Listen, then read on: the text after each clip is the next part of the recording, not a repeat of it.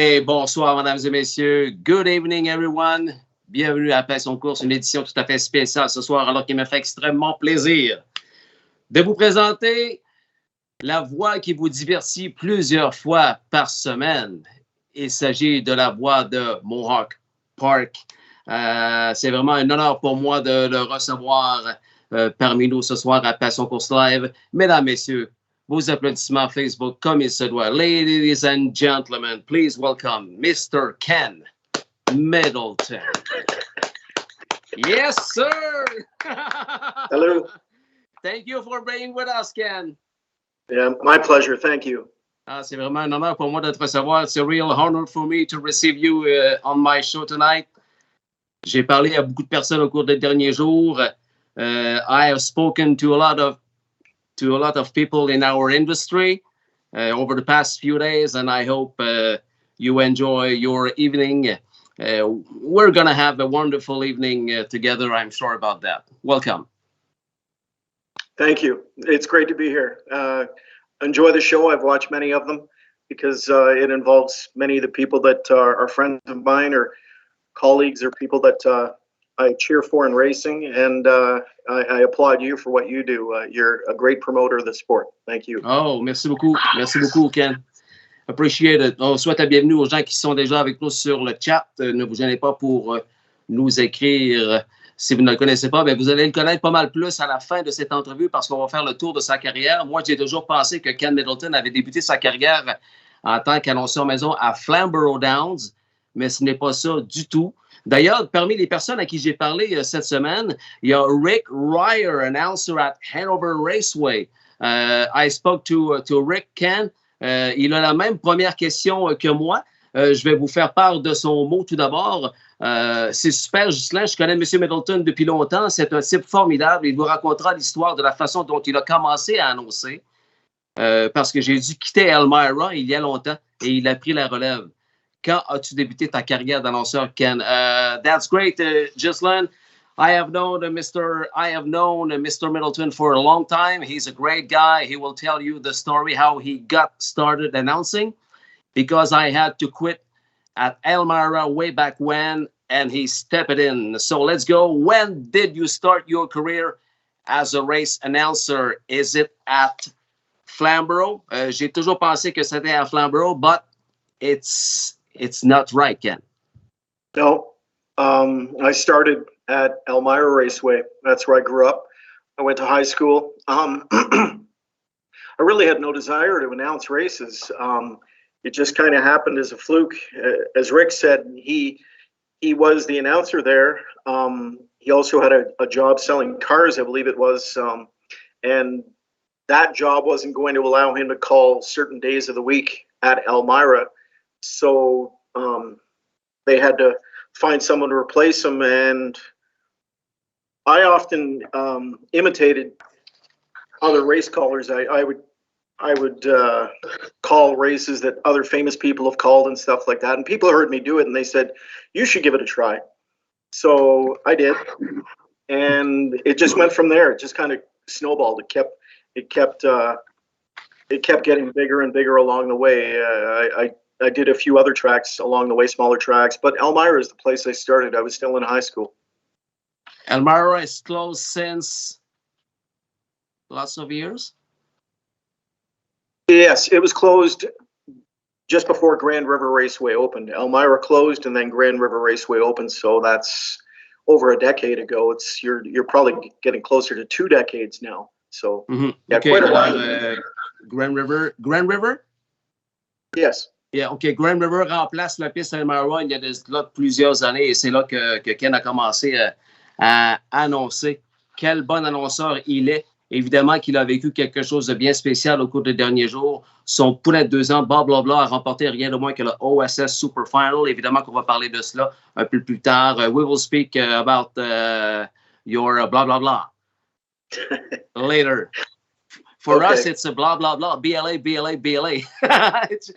It's a funny word for us. Blah, blah, blah. It's blah, blah, blah. Polo est avec nous. Hélène Filion, comme d'habitude. Claude Couturier. Claude Thibault. Thanks very much to be with us tonight. Claude Thibault for you, Ken. Tony DeCobolis, congratulations again for the great person. Continue your success and good job. Congratulations, Ken. Good job from Star. Pascal Prudhomme. Bonne soirée, vous les passionnés. Une autre bonne soirée, passion course. J'aime beaucoup Ken Middleton. Parfait, parfait. On va parler de ton... Parce que vous savez, les passionnés, Ken est l'annonceur de Mohawk Park depuis how many years behind the mic? Since 2000, I started announcing in 2006. I've worked for the company since 1998. So 15 years of announcing. 2006. Yeah, 15 years of announcing, and I've been with the company for, this will be 23 years, actually just gone by. So I've just celebrated a 23-year anniversary. Parfait. Il célèbre son 23e anniversaire avec Woodbine Racetrack. Ton idée d'avoir démarré ton propre élevage, on le sait, là, Lady Marina, c'est sa jument qui l'a couplé 2 années consécutives à Sunshine Beach. Your idea of starting your own breeding with the Lady Marina, because she's a Sassy Beach, is the very first product of your breeding. Tell us how it all started. Dis-nous comment ça a commencé, tout ça. Vous connaissez Bob Loblaw, mais il a une sœur qui a remporté le Harvest Series en novembre 2020. It's a winner of a Harvest Series final last November in 2020. She's a Sassy Beach. Tell us how it all started, your breeding idea, Ken. Well, the first 2 yearlings we ever bought were, the first one was a mare named Little Miss Sporty, and the next one was Lady Marina. Once their racing careers were finished, they did good things for us financially. They both made nice money, and they were both nice mares. Talked it over with the partners, and we decided we'd breed them and we'd try and have our own foals. That led to buying a small farm, and now we're looking at 4 sets of foals that are on the ground. The first of which was She's a Sassy Beach, and then the second set brought along Bob Loblaw and Don't Poke the Bear. So it was just something I dreamed of doing. Later in life, I had no desire to do that, obviously, when I was younger and stuff like that. But I really grew in love with that aspect of horse racing, breeding, owning, training, and ultimately racing, in addition to calling the races. So it was just a new challenge. It was something I wanted to do, and I'm very passionate about it. Salut, devenir un horseman. Il adore il aime les 2 visions de ce monde des courses attelées, autant du côté d'annoncer les courses, autant du côté d'être éleveur et entraîneur. Your predecessor, Frank Salive, announced in the past few hours his retirement. It's a surprise for me. Frank Salive, qui a été longtemps annonceur maison dans les années 90, c'est one of my first model, un de mes premiers modèles, Frank Salive, qu'on a reçu après son course il y a de cela quelques mois avec l'entrevue que j'avais accordée à Jean des Hôtels il y a de cela quelques mois. Frank Salive a annoncé, on a vu ça sur Internet dernièrement, la retraite du côté de Frank Salive. C'est lui qui a annoncé avant que Ken Middleton arrive. It's a big news for us. Frank Salive was a great announcer. Yeah, absolutely. Without a doubt. He's a person that people love to listen to. He just had that incredible voice. But to me, what made him a great announcer, he was so passionate about it. He'd go anywhere to call races. And he was so descriptive, so accurate, all the things that every announcer should strive to be. And he put that passion that he had inside of him for the sport into his race calls. And, we forever get to enjoy those by watching them on YouTube, going back through different websites and watching replays of all those great calls that he had. So many of them, I could rhyme off a whole bunch of them. Some of my favorite race calls of all time from all announcers. Many of them were by Frank, because he put his own stamp on calling races. He called them differently than you or I or Jean de Sautel or Dan Loisel. We all have different things about us, and he just had an incredible way of delivering passion, energy, excitement, and all that stuff into his race calls. And we'll forever be able to enjoy them thanks to YouTube and all those different websites. Oui, comme plusieurs d'entre vous, certainement, l'un des meilleurs annonceurs qu'il a eu l'occasion d'entendre dans sa vie, c'est évidemment ce classy gentleman announcer, Frank Sully, à qui j'ai parlé. Ken, have a good word for you. Ken is a great credit. Frank Sully, for you, Ken is a great credit to the industry as a broadcaster and trainer. C'était formidable, your victory with Bob Loblaw. I would like to tell you a great retirement if you are with us, Frank. Hey, I have a word also by, j'ai aussi un mot de la part du président de COSA, the Central Ontario Standardbred Association, Mr. Hall of Famer, Mr. Bill O'Donnell, for you. Ken is a student of the game, along with being a great announcer, filled with important information for the fans. It was great to listen to him announce Bob Loblaw's super final win. I don't know how he stayed as calm as he did when Bob was passing the field in mid-stretch. Continued success with Bob should make for an interesting year for Ken and his partners.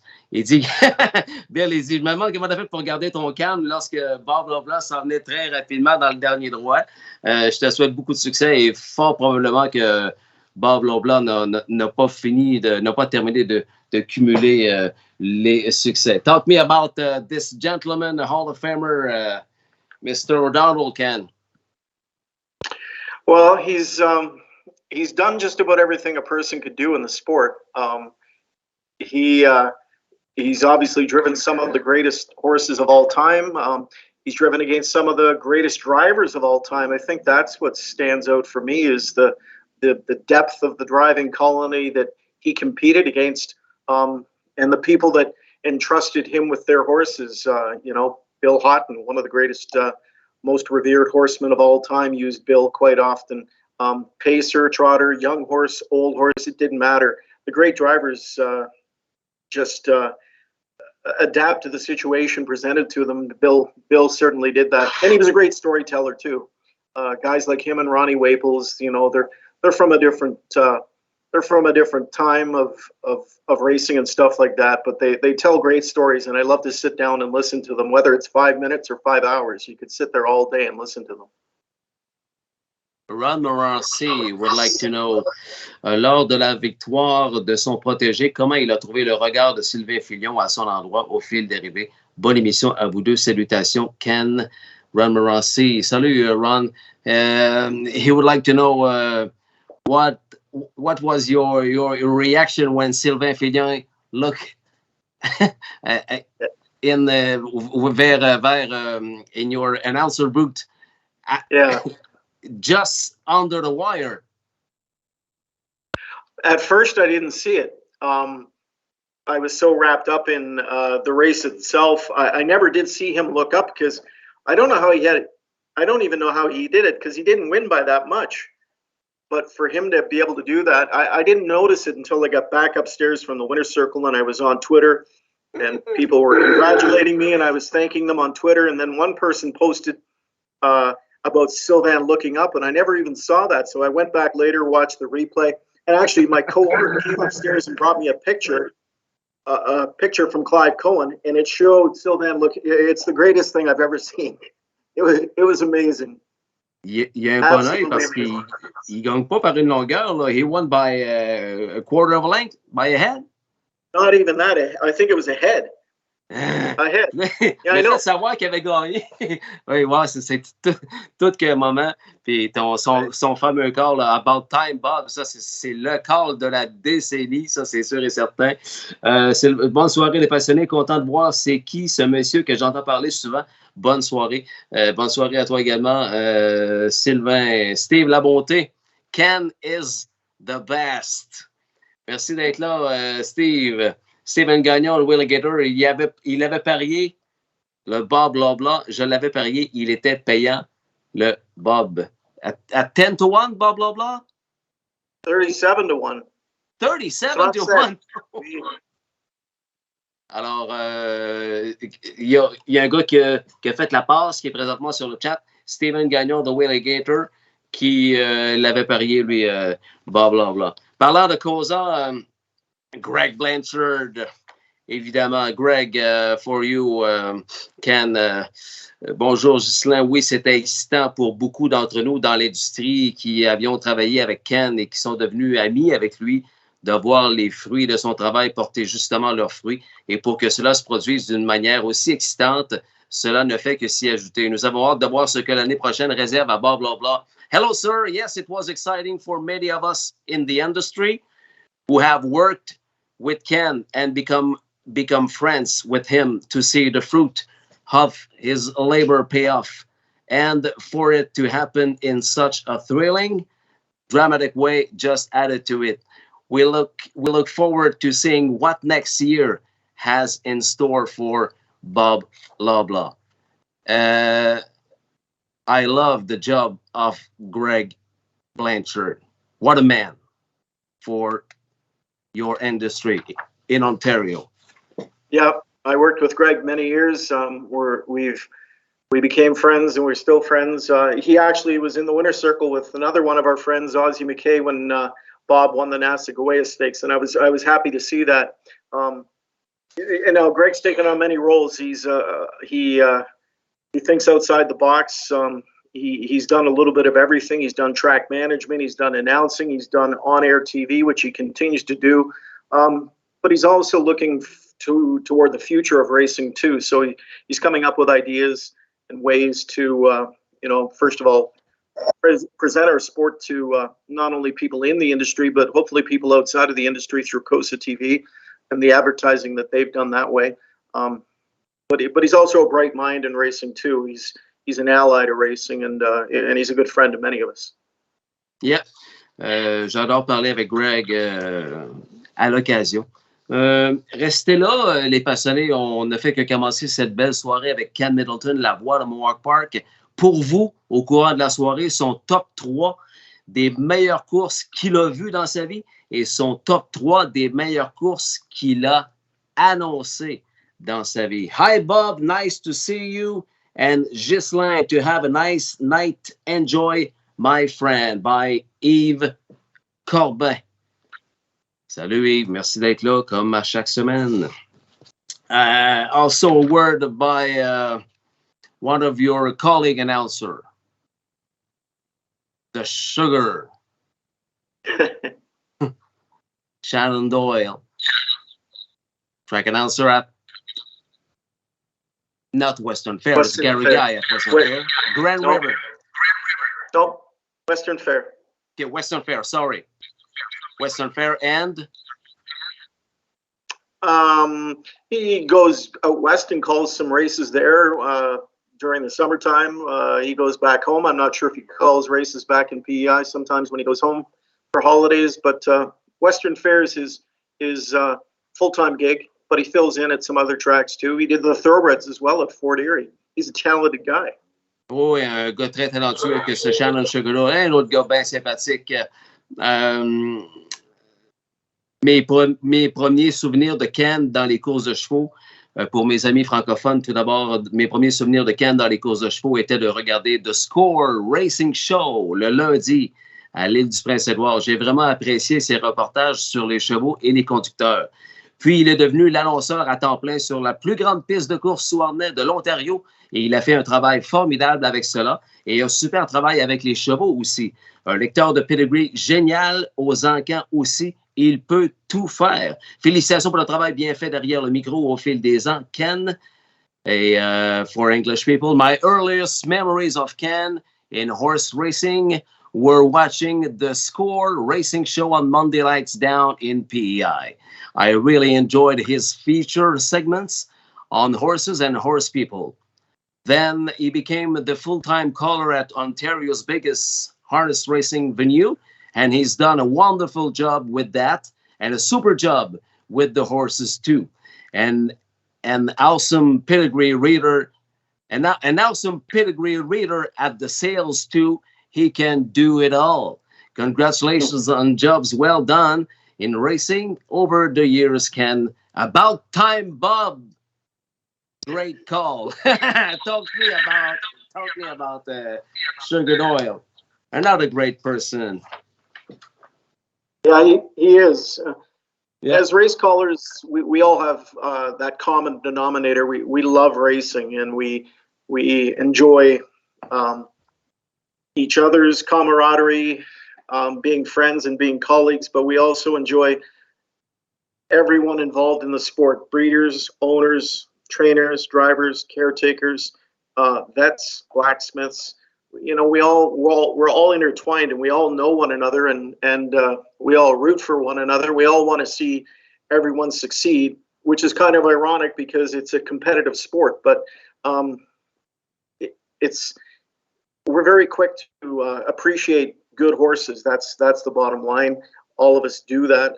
We enjoy great race cards, be it at Western Fair when they have the Camelot Classic, be it at Hippodrome Trois-Rivières when they have all their fantastic stake races and stuff like that, the pre-day events like that, Flamborough, the Confederation Cup, or at Mohawk,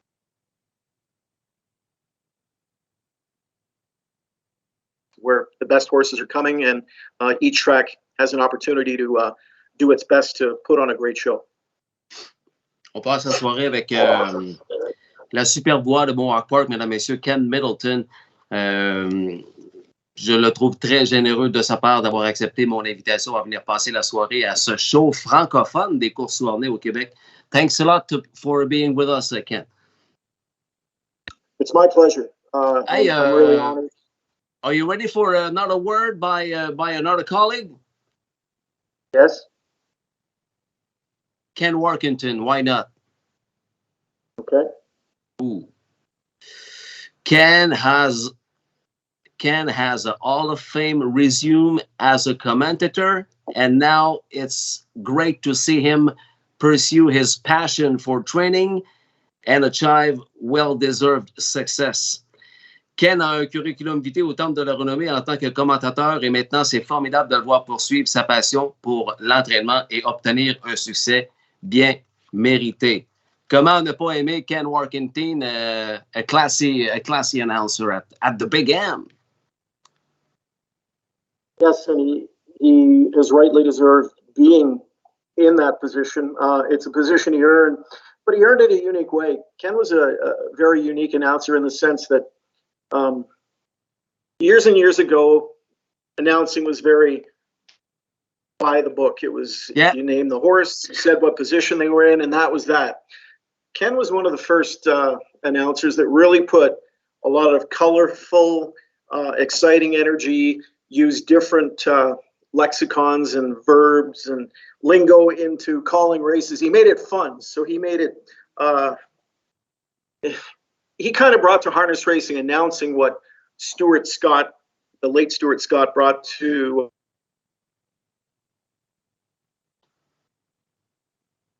and he thought outside the box in ways of delivering that. So bravo to him for that. Other people have followed suit and kind of done similar. But yeah, he was a fun, exciting announcer, and he still is. We'll see that on the weekend for the Breeders' Crown races at the Meadowlands. But yeah, he's a very, very top-notch announcer. And one of my favorite announcer, I miss him a lot, was Sam McKee. What a duo Sam McKeon, Ken Workington, ouf. Comme Ken dit, Ken Workington a été l'un des premiers parce qu'il dit que les courses de chevaux, avant, c'était décrit pas mal tout le temps de la même façon, by the book. Hein? Premier, deuxième, troisième, quatrième. On ne mettait pas trop de couleurs. Mais Ken Workington a été l'un des premiers à mettre un peu de couleur dans la description, à mettre un peu d'accent, monter la voix, descendre la voix et mettre de l'action au moment lorsque ça va très vite. 124 and 2 at the 3/4. Tandis qu'avant, 124 and 2 at the 3/4. On ne mettait pas vraiment de l'action sur les fractions. Mais je pense que Ken Workington a été l'un des premiers à ajouter un peu plus de vie dans les descriptions de course. Et ça, ben, j'adore ça. Steve Boucher, solide annonceur de course, te dit Steve Boucher et Ken Workington, Ken Middleton, I should say. Why not one of my favorite, Wendy Ross. Wendy Ross. Ken is great. One of the best the sport has ever had called harness racing, in my opinion. A Canadian gem. So happy for him and the connections of blah, blah, blah. Ken est génial, l'un des meilleurs que le sport ait jamais connu pour les courses au harnais, à mon avis. Un joyau canadien. Tellement heureux pour lui et les succès de Bob Loblaw. Un autre que j'adore voir travailler, always professional in her interviews, Wendy Ross for ustrunning.com. Yep, I've never had the chance to work directly with Wendy, but I appreciate her work. She, like you say, she does a great job with her interviews and stuff like that. She asks great questions. She's very approachable, and she just naturally can interview anybody because everybody knows who she is, and she knows, basically who everybody else is, all the players in the sport. So that connection makes it easy for her to do her job. It's a job I'm sure she loves greatly, and she's had lots of roles in racing. So this is her newest challenge, and she's exceptional at what she does. Oui, elle fait des super entrevues. Vous la voyez sûrement là, sur Facebook faire ses super entrevues avec son magnifique sourire. Wendy Ross, toujours très, très, très gentille et elle n'a jamais hésité 2 secondes à faire une petite salutation à mon invité de ce soir, Ken Middleton. Ken, 2020, it was a big year for Bob McClure and a good one also for Doug McNair. But this year, talk me about James McDonald. James McDonald, ces jours-ci, là, ben, vous le voyez comme moi, mesdames, messieurs, là, il gagne des courses, il se dirige tout droit vers O'Brien Award et on va le voir en plus en fin de semaine participer au final du Breeders' Crown at the Big M. Talk me about James McDonald. What a year for him. It's truly been unbelievable. Like the amount of big money races he's in, it's quite a feat. But to win them with an alarming rate that he's winning them at is amazing. To me, the greatest thing he did was go to the States when we had the racing shut down here. Many drivers did, kept them sharp. It's a different style of racing down there too. And when he came back, he applied the way he was driving a lot of horses down there to the way he was driving them here. For me, in the last number of years, I would have said James was kind of like a Steve Condren type of driver. But since the shutdown and he went to the States and he came back, I found he drove with a lot more confidence and he drove with a lot, just a different style. He adopted a different style. He was more aggressive, but not too aggressive. When the opportunity presented itself, he drove power horses powerfully and he put them in position to win. He does his homework. He sits there, he buries his head in the program and he's studying for the next race. He's trying to figure out what his horse is capable of. And he also wants to know what everybody else's horse is capable of, where he wants to be, who he wants to follow, who he doesn't want to get behind. You can see he's doing his homework and he's also making the snap decisions on the track. James has had an unbelievable season, and he's driven some nice horses too, but you earn the right to drive those good horses. And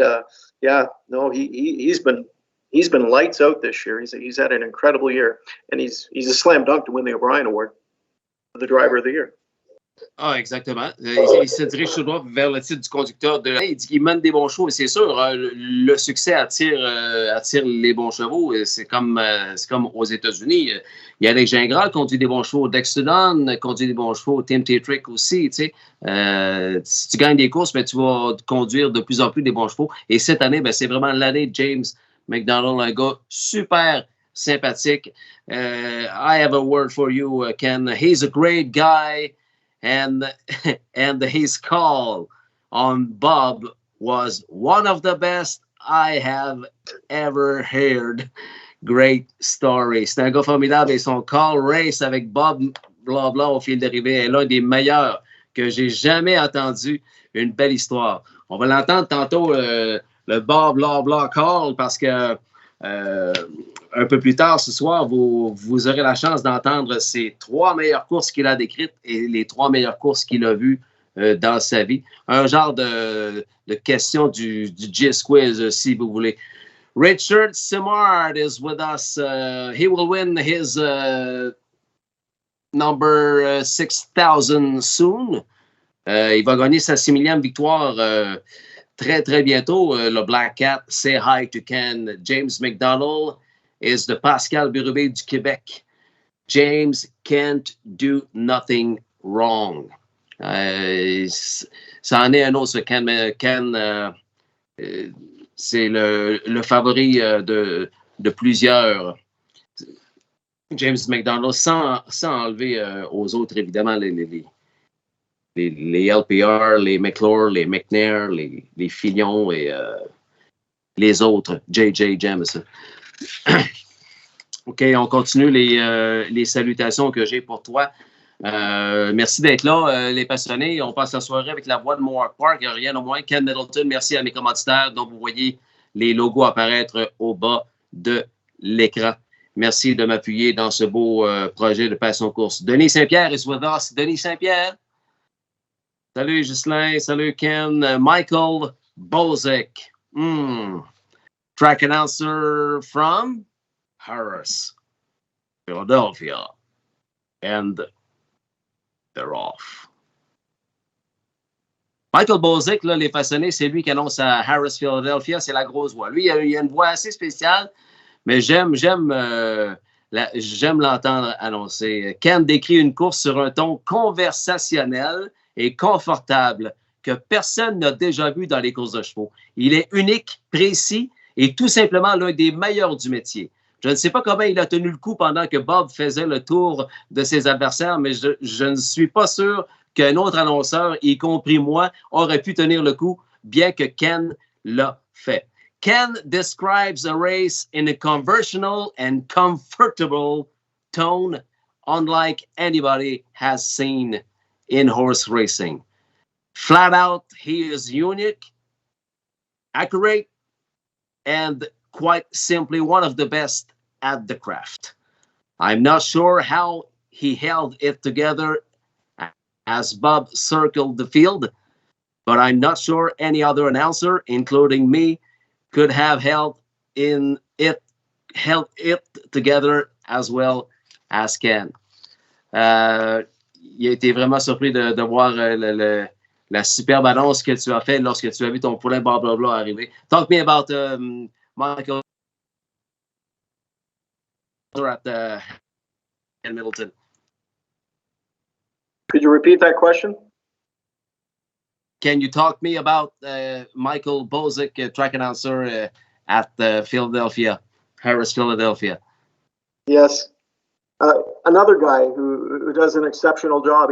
He does it his own style, which is what I like.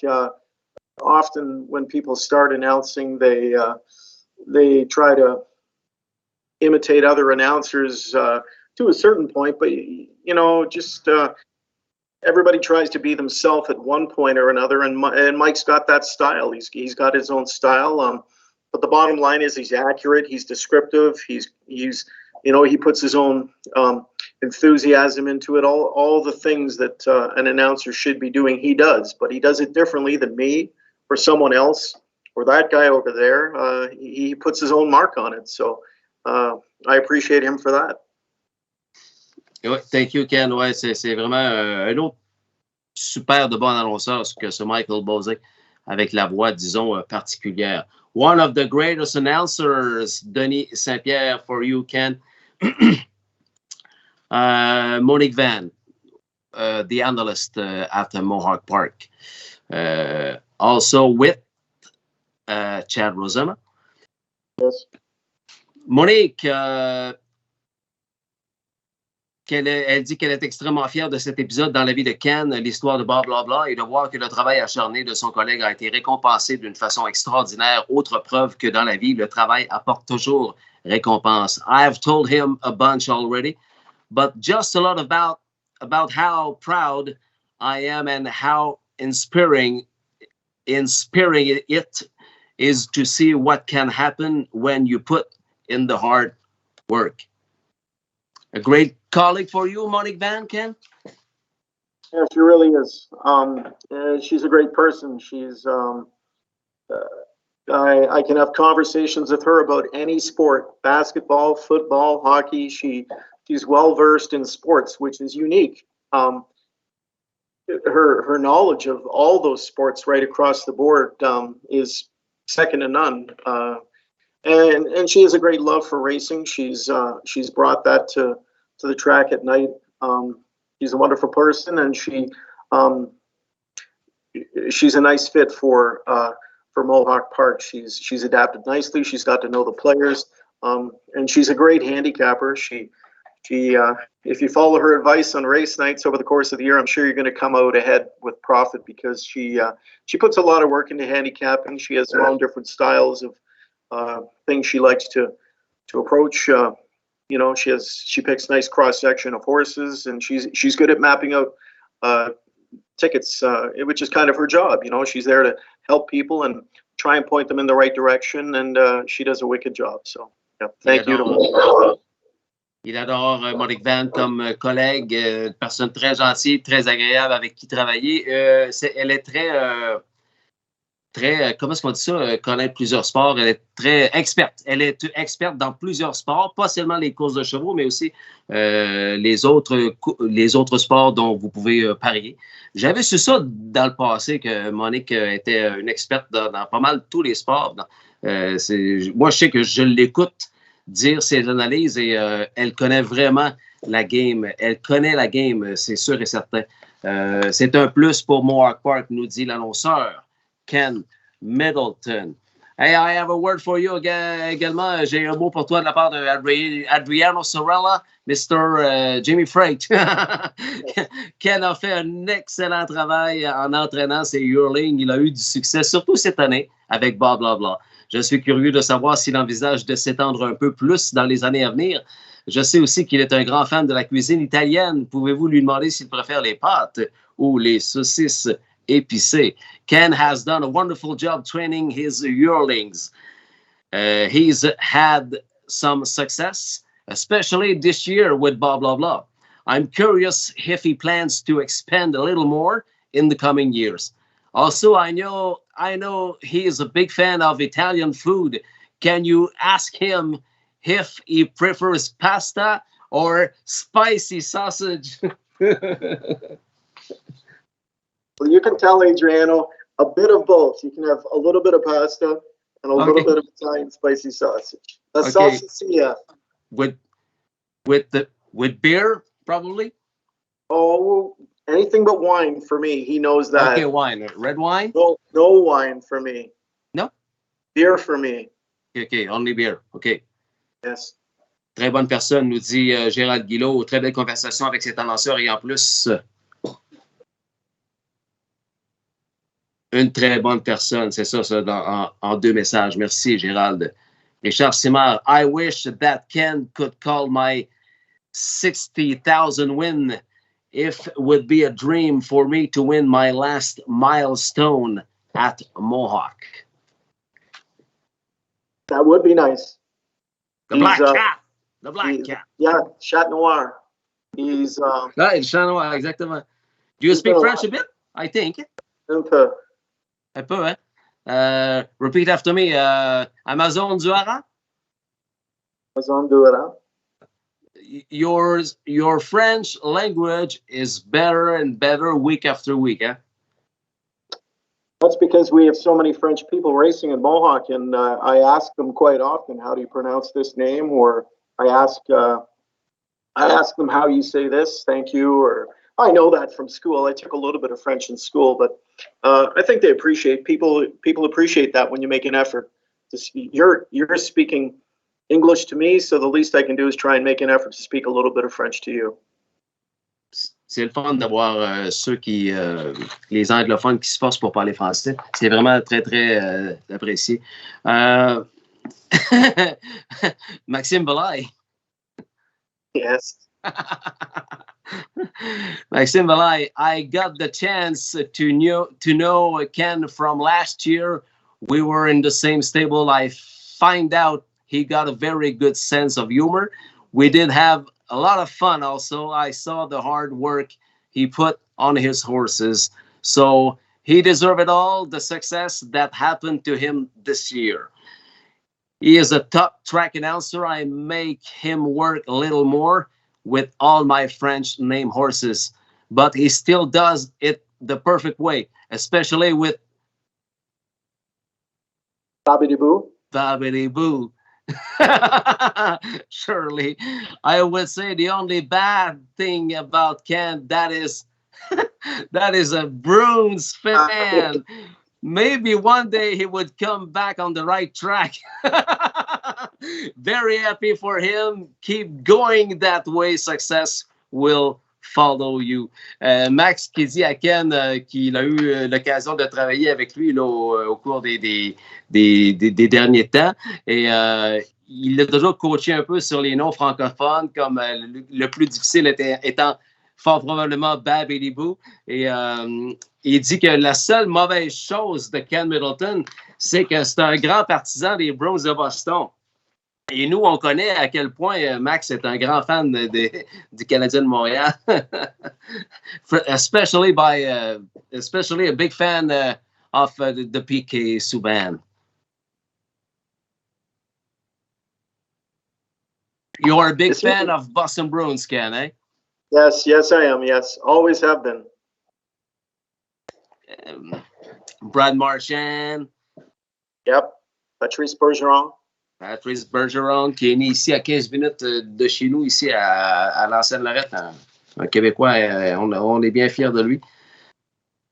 Ensuite de ça, OK, je pense qu'on est prêt à aller voir ton premier top 3, Ken Middleton. Je vais parler avec mon technicien Vincent. Es-tu prêt, Vincent, pour le premier top 3 des... OK, his top 3 of the best races he has seen in his life. Les plus belles courses qu'il a vues dans sa vie. Vous allez voir que il a pris d'excellents choix. Le premier, c'est Goliath Bayama. Goliath Bayama. Qui ne connaît pas Goliath Bayama ici au Québec? Malheureusement, je n'ai pas trouvé la reprise entière sur Internet. I'm sorry, I don't have the full replay of Goliath Bayama on the Internet, but we have the last stretch.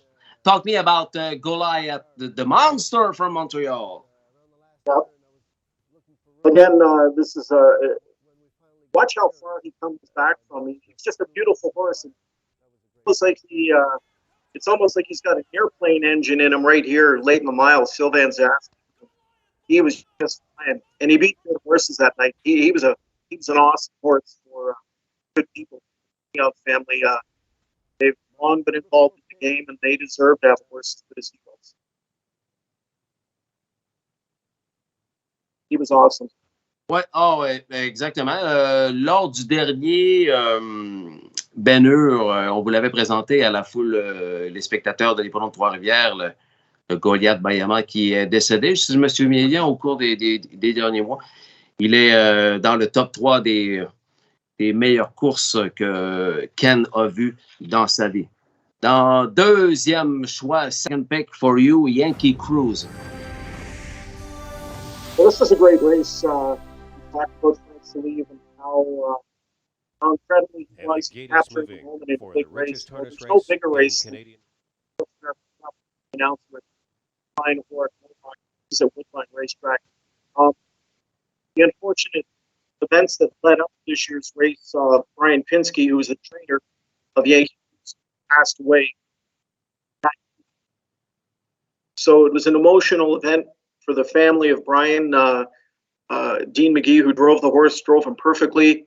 And it almost made you believe in divine intervention because, again, this is another horse who rallied from way back to win that race. So the race itself was a very emotional one, but it was the way that Frank Salive captured it in his race call. It was brilliant. It's not something you could think of ahead of time. It just came to Frank, and his execution of delivering it was just absolutely perfect. So the race itself was fantastic. The race call was the call of a lifetime for me. It was probably some of Frank's best work ever. I think people would have a hard time arguing that. He captured that moment, and he put a lot of emotion into it. But the race call itself it had everything. It had excitement, energy, passion, and his description of it was awesome. Oui, exactement. Écoutez bien la description de Frank Salive. Vous allez voir arriver un Yankee Cruiser à la toute fin avec énormément de force en 1,49,3 pour Dean McGee. C'est dans le North American Cup 2003. On peut écouter la course. Vincent, tu peux mettre le son. 53-2. Amazing first half speed here in the Pepsi North America Cup final. Quarter Carat is staying parked. All-American Native is pacing on. All-American Theory is right there in the pocket. ExecuJet not far away in fourth. Quality Western is moving up on the outside from fifth. Artesian sixth on the inside. Yankee Cruiser waiting, still well back in seventh. Then Tarpon. Where is he actually, Ken? Articulator trailed. All-American Native. Right now he's tipping. All-American Theory has been doubled up in the pocket in 121 flat, and they turn down the stretch in the richest ever first tipped out 3 wide, so now he's 4 wide. The furthest horse to the grandstand side. Yeah, and that was a tough place to win from at Woodbine. I know Chris Christopher was an All-American Native on the front end. His horse got used hard, and he raced tough. But Yankee Cruiser just exploded. He made a wide rally off the turn, and you can see how much he got up to win by there, maybe a neck. But yeah, it was an incredible night. I remember because I was in the winner's circle doing the interview that night. Spoke with Dean McGee and Connections, and yeah, there were a lot of tears shed in the winner's circle that night. OK. Ken était dans le cercle pour faire les entrevues ce soir-là. C'est Frank Salive qui était l'annonceur. Frank Salive, si vous n'étiez pas avec nous au début du show, a annoncé sa retraite au cours des dernières heures. Frank était l'annonceur maison. Je viens d'avaler la piste. Fort-Arrier. Fort-Arrier? Frank Salive? He was the track announcer at Fort-Arrier? Frank? Oui. Yeah. Yes. Okay. And number 1, the Meadowlands 2008. On en a tellement parlé de cette course-là. Est-ce que c'est Ron Pierce qui gagne la course ou c'est Paul McDonnell qui n'a pas été assez patient au demi-mille avec son Beach Somewhere? C'est le Midland Pace 2008, Ken Middleton with Art Official with the great Sam McKee behind the mic. Mm-hmm. Yep, there was a lot of hype going into this race. Obviously, people had all eyes were on Some Beach Somewhere. Undefeated going into the Meadowlands Pace. He won his elimination so impressively. It was a blockbuster race. There was nonstop action. The speed was unheard of that they went. Paul made the 3 wide move in the backstretch. It was just an amazing race start to finish. And yeah, this was Sam McKee's race, the Meadowlands Pace. He called it every year. It was a race that he loved, and we as fans loved hearing him call it. And there was, in my opinion, no better Meadowlands Pace than this one here. It was just action from start to finish. On va aller écouter l'excellent Sam McKee, parti beaucoup trop rapidement il y a de cela déjà quelques temps. Remarquez bien la bataille au demi-mille entre Ron Pierce, Yannick Gingras qui essaye de passer, Paul McDonnell qui se met dans le troisième chemin. C'est la course, certains l'appellent la course des années 2000 que cette victoire de Artificial 147 flat. On écoute. 5 lengths further back fifth, 51-4, amazing half here, and 3 wide, some beach somewhere. He powers up now to take the lead as they move on to the far turn. Artificial is stretching him out, and now back in second. Mucho Sleazy racing in third. Bullville Powerful drops back on the outside. Share the Delight is fourth at the rail. Sand Shooter is racing in sixth. Then it's Badlands Nitro. Some Beach Somewhere was used very hard. He's under a hand drive. McDonnell shakes the lines at him. Artificial sticking right with him. 1:19-1. Some Beach Somewhere leads it by 2. Artificial tips to the outside, trying to get to him. An eighth of a mile away. Some Beach Somewhere under pressure. Artificial up to his wheel on the outside. Some Beach Somewhere full out. Artificial, a desperate lunge on the outside. Artificial, Some Beach Somewhere at the line. Artificial, 147. World record upset in the pace.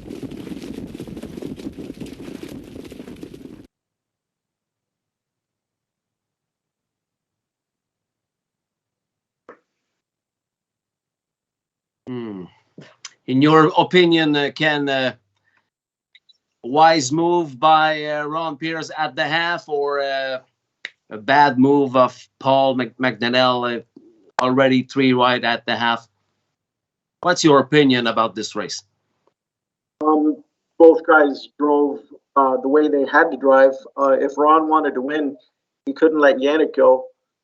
If Paul wanted to win, he had to make the move at that point in the race. Because Yannick was going to get in his way otherwise, Yannick's horse, that is.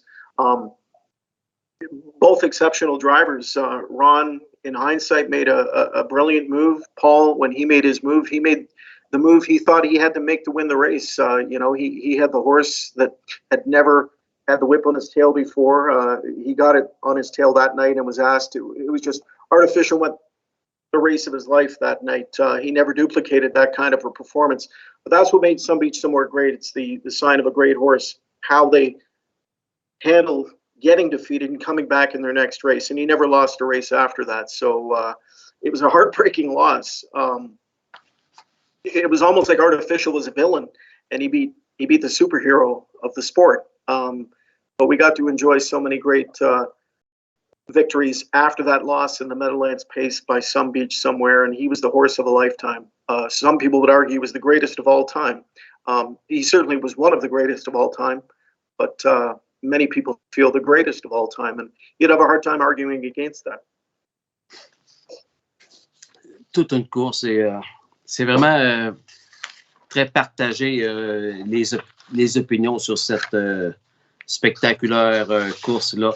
Certains diront que Paul a manqué de patience au demi-mille. L'autre diront non, il devait y aller. Il y avait le cheval de la course. Il fallait absolument qu'il transfère tout de suite troisième chemin parce que Yannick n'est pas capable de dépasser Ron Pierce. Mais Ron Pierce, lui, a décidé de parker Yannick en langage de course. On ne s'en aura jamais de parler de cette course-là.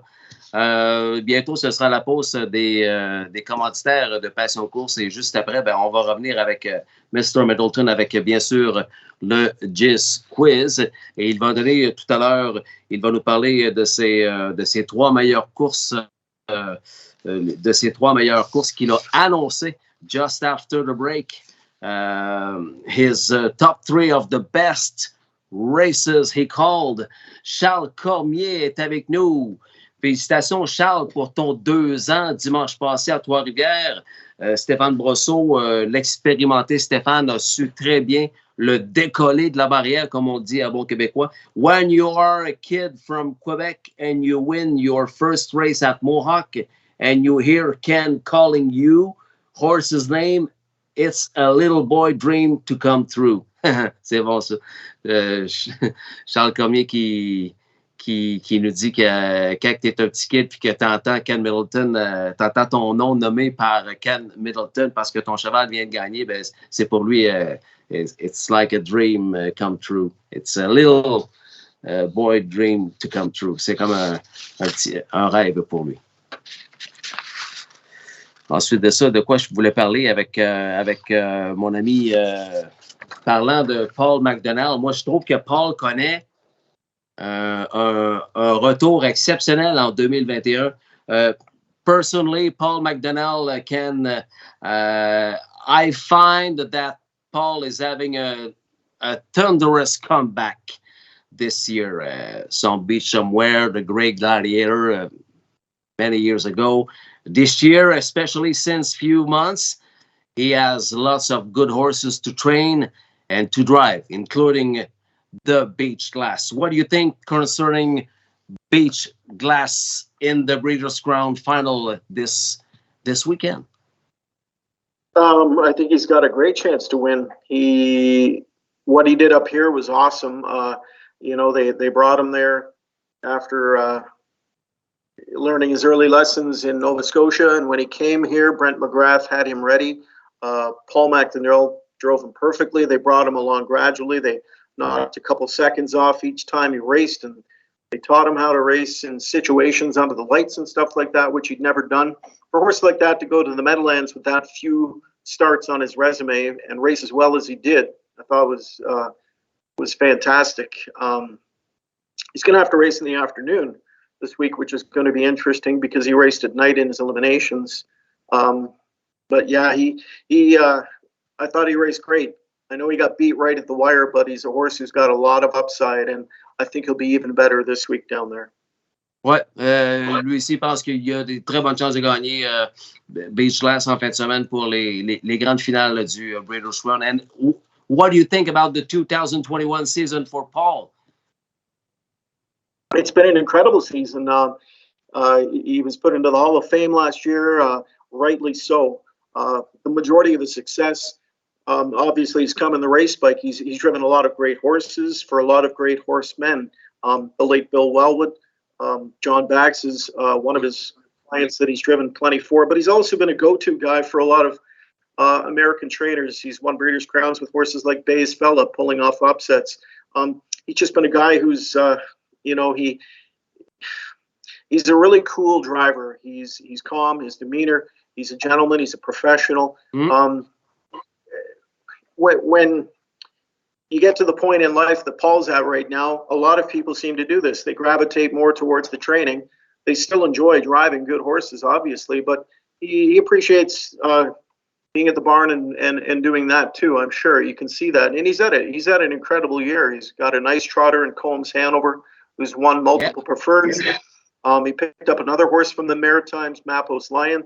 Mappos Lion. Up until the other night, he'd been undefeated here since making the move to Paul's barn.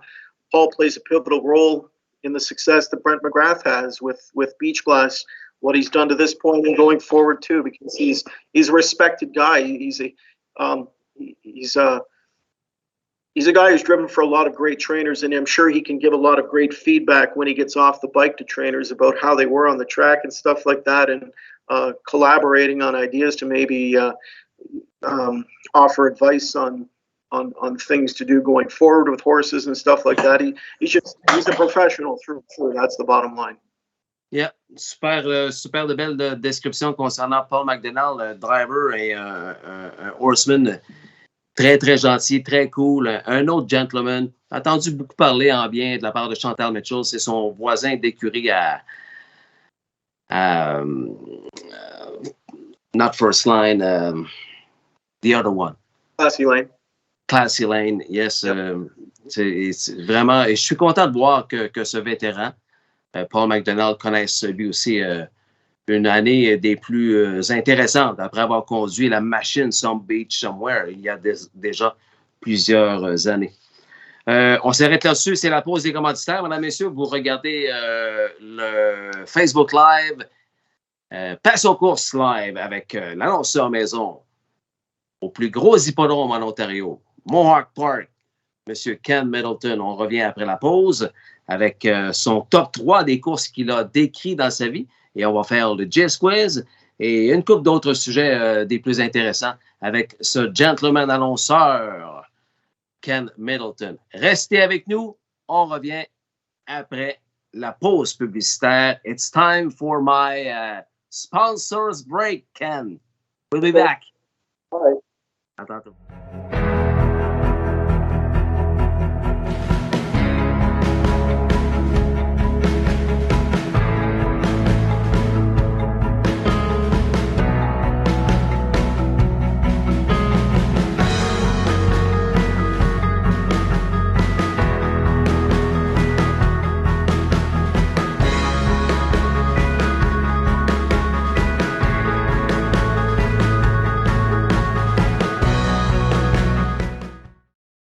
Yves Laprise et Garage Expert s'associent à Passion Course. Garage Expert, une compagnie québécoise spécialisée depuis plus de 20 ans dans la fabrication de garages et d'écuries. Avec notre méthode de fabrication de type pré-usiné, nous garantissons une livraison rapide de votre projet. Nous offrons un produit clé en main de qualité supérieure qui saura combler tous vos besoins. La réputation de Garage Expert n'est plus à faire. Allez voir notre fiche Google. Garage Expert, partenaire de Passion Course. Chez Matt Barn, l'objectif est de simplifier votre programme alimentaire par un suivi serré de ces 3 éléments fondamentaux. Nutrition optimale, santé digestive et amélioration de la performance. Matt Barn a analysé des milliers de régimes alimentaires équins au fil des ans. Laissez-nous le plaisir de vous aider à formuler la diète optimale de votre cheval. Lorsque vous décidez de donner le meilleur à votre cheval, vous pouvez être sûr que Matt Barn travaille avec vous pour le rendre encore meilleur. Faites confiance à Matt Barn, Barn.ca.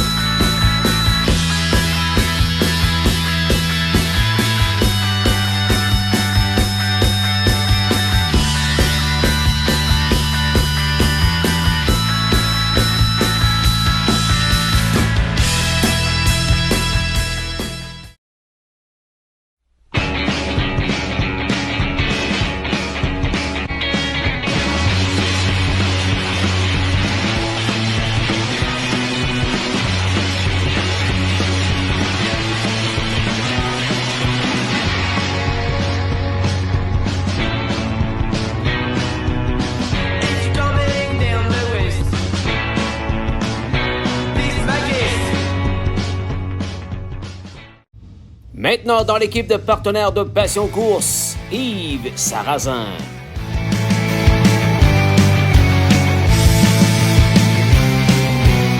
Doves Cry, poetry in motion here with Simon Allard in the Hamiltonian Oaks. It's When Doves Cry, then Millie's Possession, Asiago, and Miss Trixton. When Doves Cry, 150-2.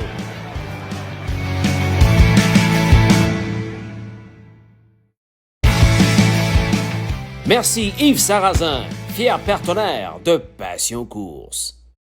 Aussi partenaire de Passion Course, la boutique Pépin. Propriété de firme en Brodeur, la boutique Pépin se spécialise dans la vente d'équipements équestres classiques, western et standardbred. Tout pour le cavalier et son cheval.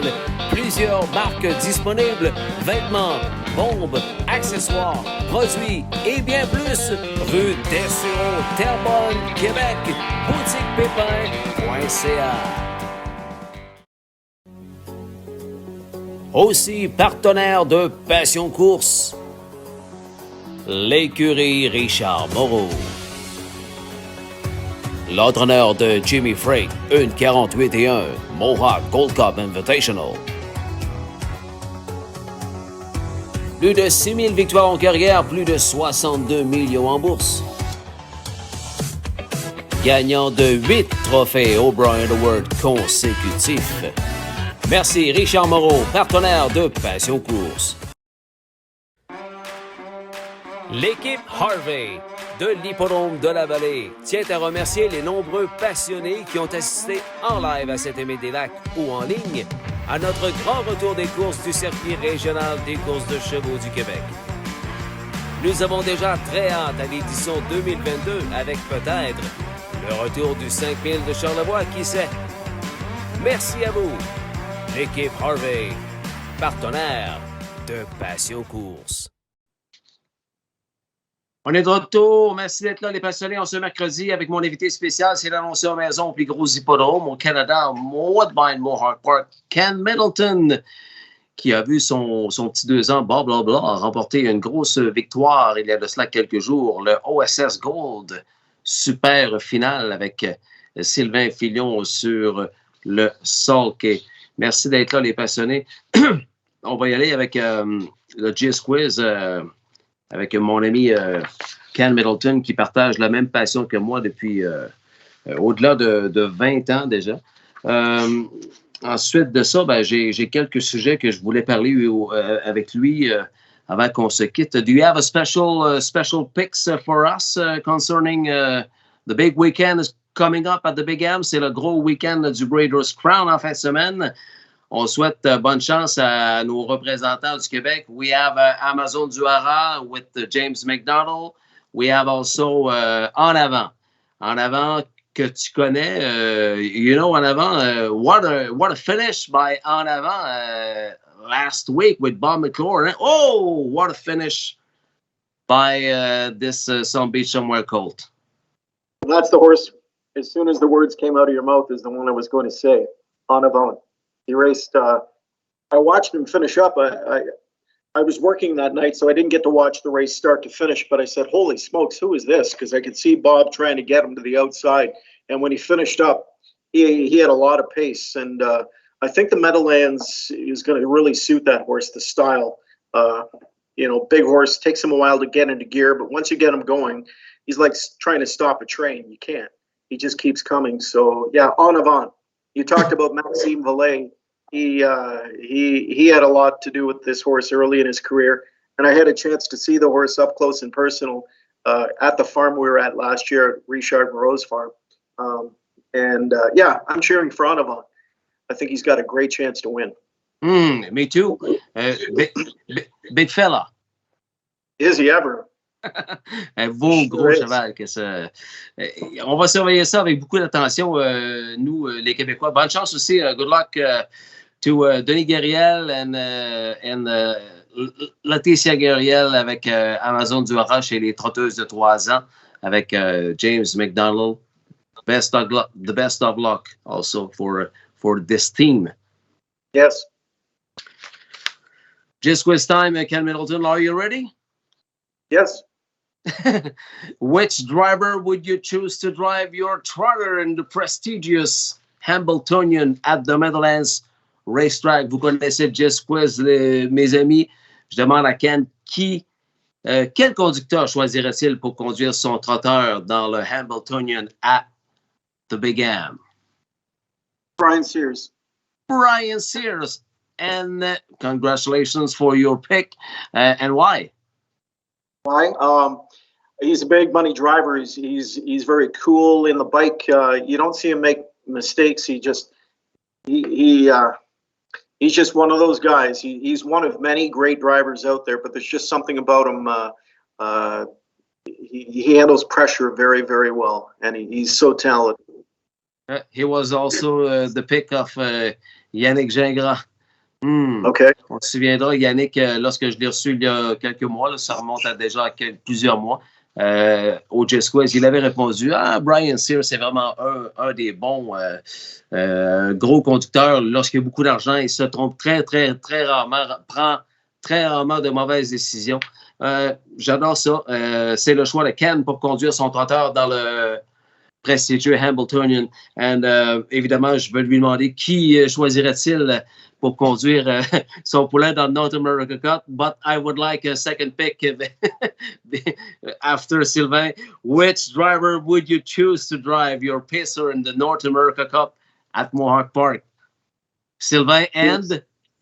So second, right now, Chris Christopher is driving a lot for me.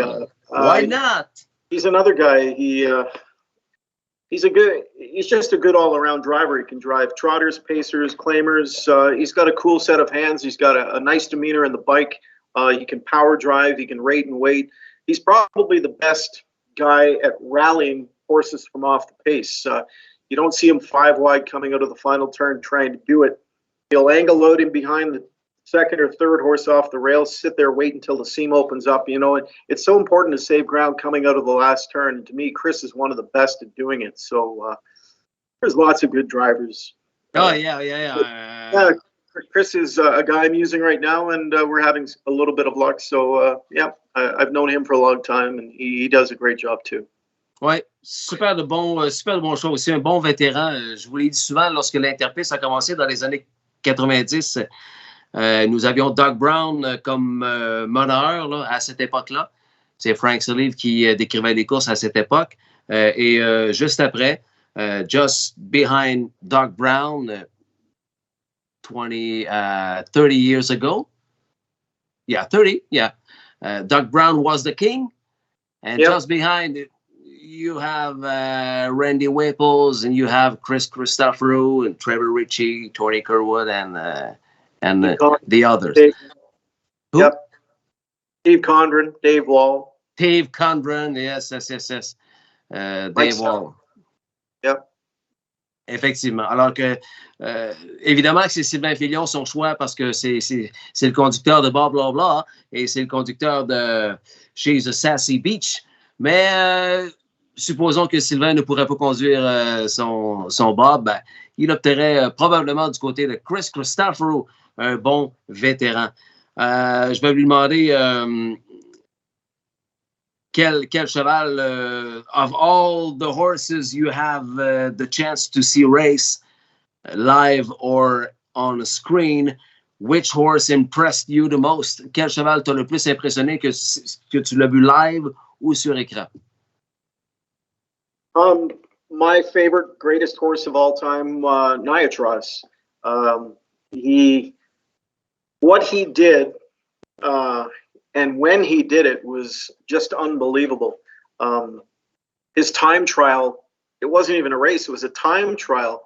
And the crowd that day at the Red Mile to watch him time trial, the grandstand was full. You couldn't hear the last quarter of Mr. Becker's call of that time trial. And you have to go see it on YouTube. It's amazing. It'll make the hair on the back of you. Yeah, exactly. Yeah, no, it's uncanny how good of a horse he was. And it didn't matter what track size, half-mile tracks. He went everywhere. Back then, you went everywhere. There wasn't a dance that he missed. The Meadowlands Pace, the big track, the small tracks like Saratoga, Pompano Park, Greenwood. He went everywhere, and he was a horse that people followed, similar to the way they followed Some Beach Somewhere. He was just that horse. He was a generational horse. To me, the greatest of all time. Very good answer. Niatros, c'est son choix, et Some Beach Somewhere, évidemment, pas trop loin derrière. Your favorite driver of all time, still active or retired? Je lui demande son conducteur préféré de tous les temps, qu'il soit encore actif ou à la retraite. For me,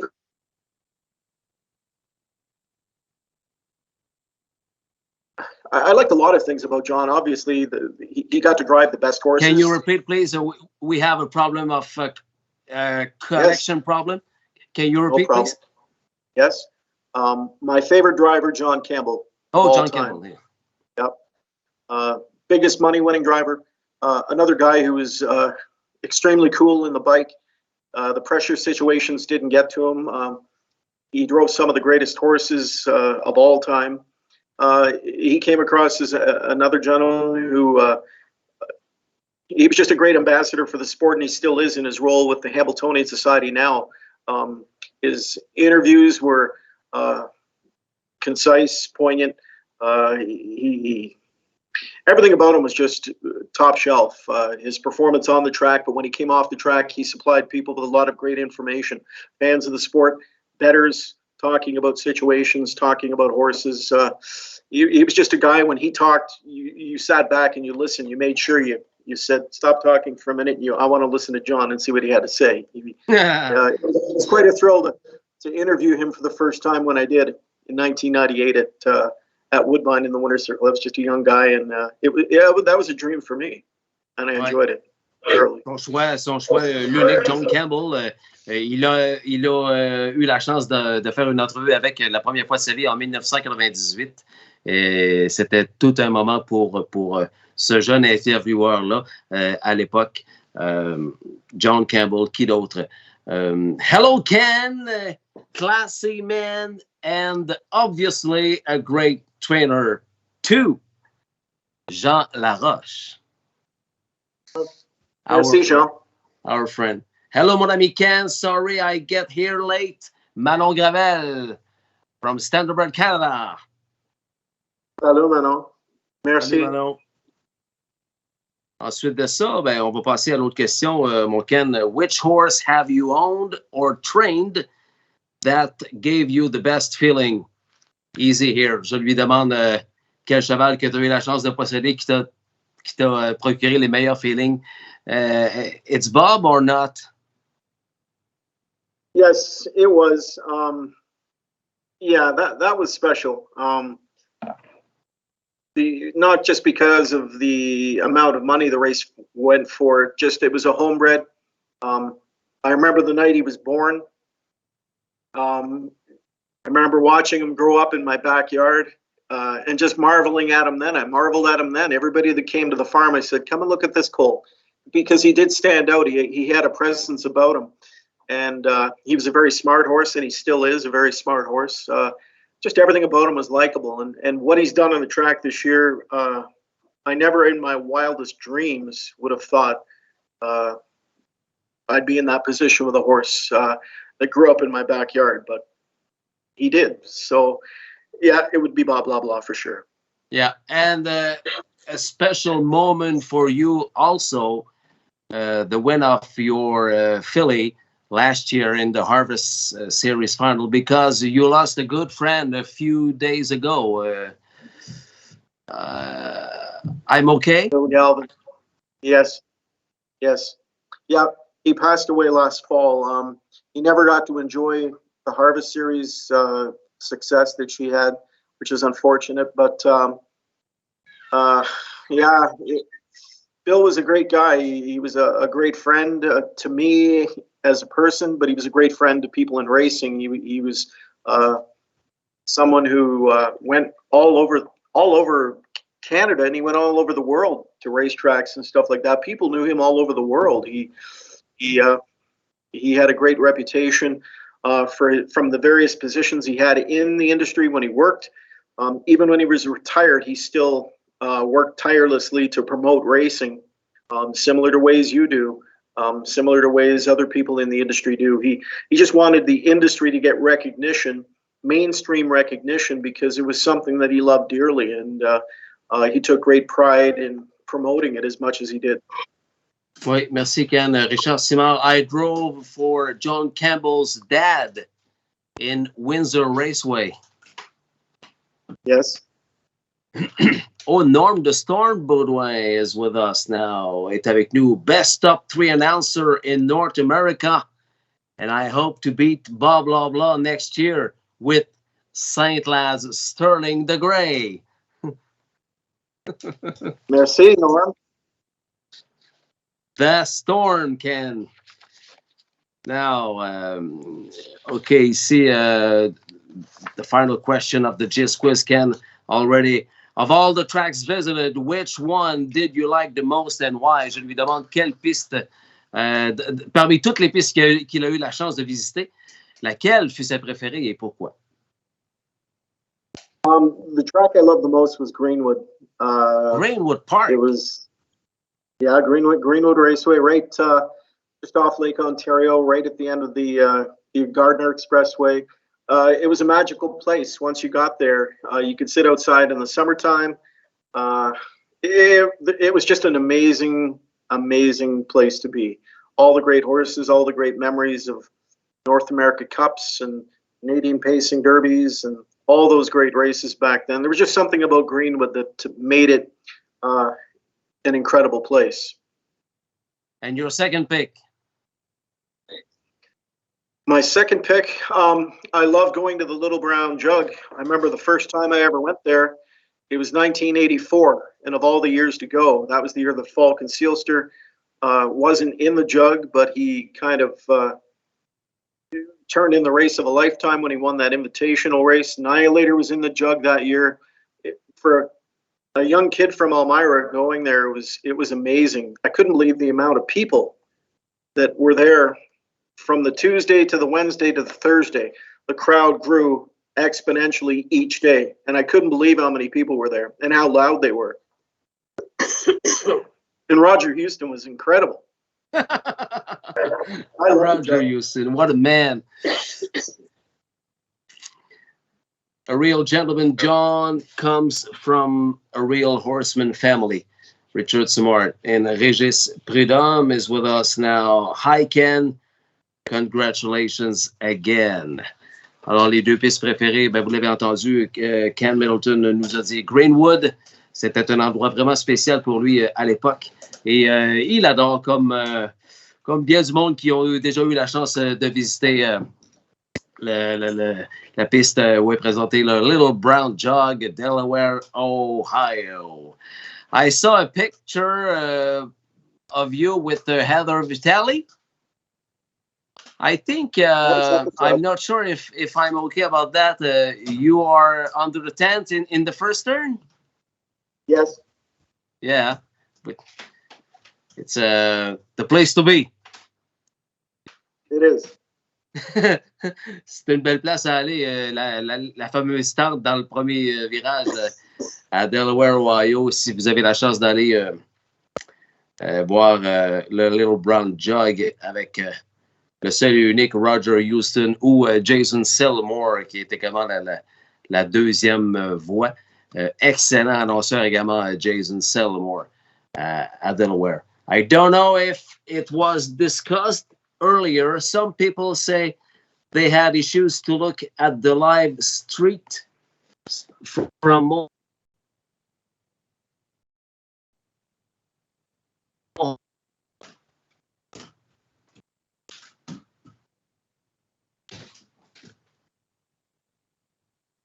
Okay, so some people say they had issues to look at the live stream from Mohawk Monday. Can you help, Ken?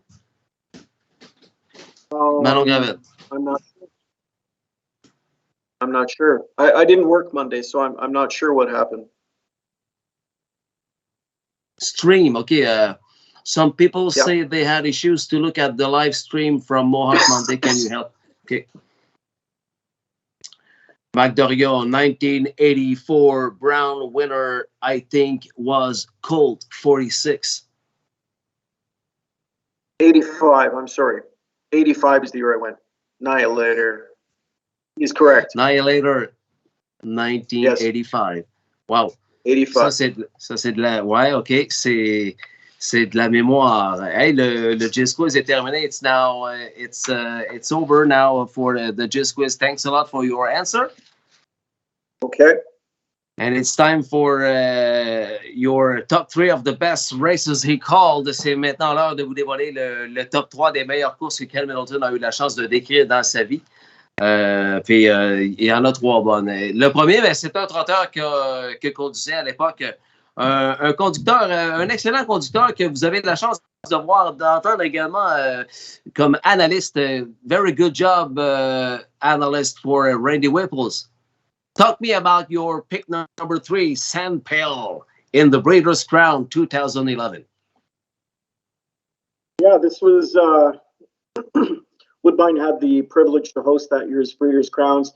I think this was the most talked about race, the most hype leading up to this race because of the presence of so many European horses. Rapide Lobel, Commander Crow were coming in from Europe with great resumes. So it was Europe versus Canada. The great Sandpale, who had an amazing following of people. It was a kind of a rags to riches story. The horse moved into the stable of trainer Rod Hughes, who brought him along, turned him into a sensational free-for-all performer, one of the best the nation's ever seen. And the race itself was fantastic. I thought Randy Waples outdrove everybody that night with Sandpale.